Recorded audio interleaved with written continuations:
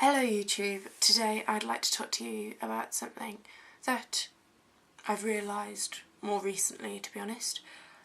Now, I wouldn't necessarily call myself an anti-theist. However, I am becoming very anti-Vatican, which I know that sounds like I'm rebelling against my faith, etc.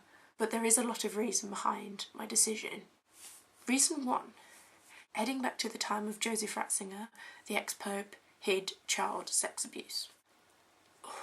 How dare they think that a public apology is going to be good enough and is going to resolve the problems that those children now have?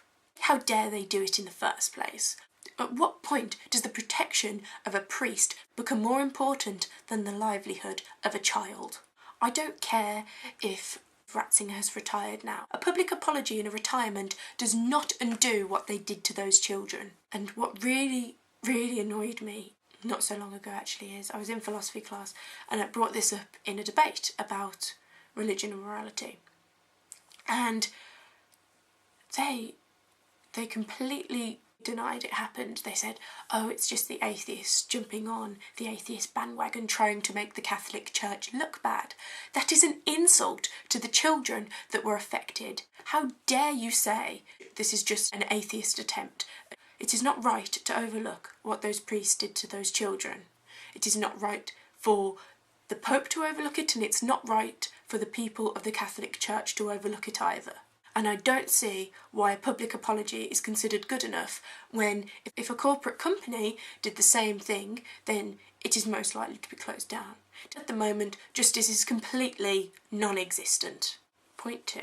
Yes, the Vatican can comment on the use of condoms, etc., and protection within their own church. Do not send charities to Africa to prevent the use of condoms, which has caused thousands of cases of HIV and AIDS and other STDs. You are ruining people's lives. It is killing people.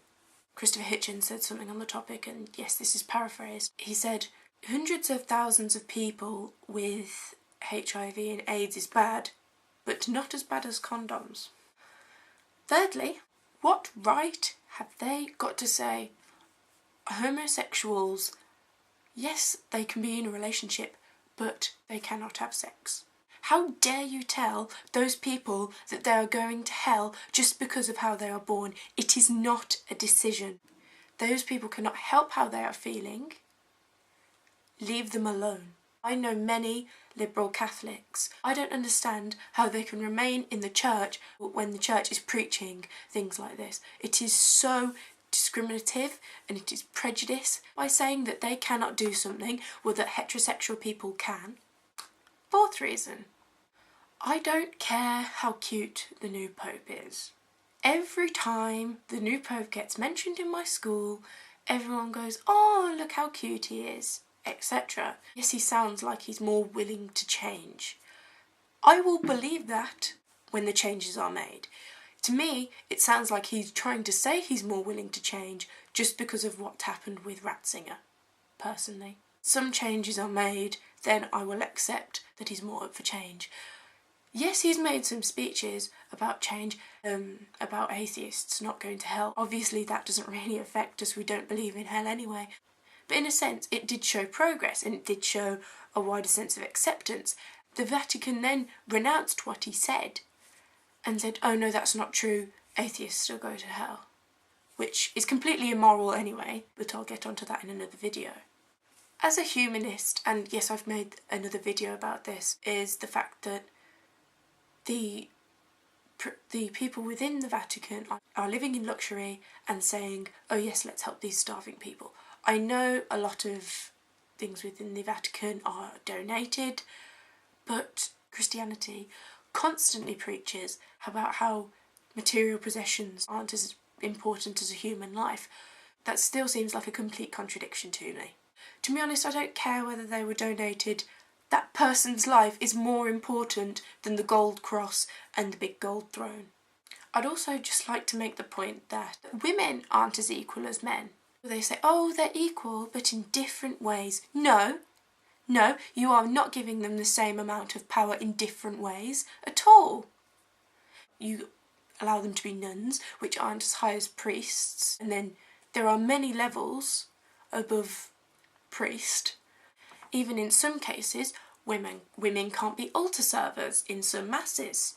How on earth is that equal? It doesn't make sense. It's a complete contradiction. Women and men are not equal in the Catholic Church at all. I don't see how women within the church stand for this. I wouldn't consider myself a feminist. I would consider myself an equalist. So if this was happening to men and women were able to be Pope, cardinals, archbishops, bishops, etc., then I would be saying the exact same thing.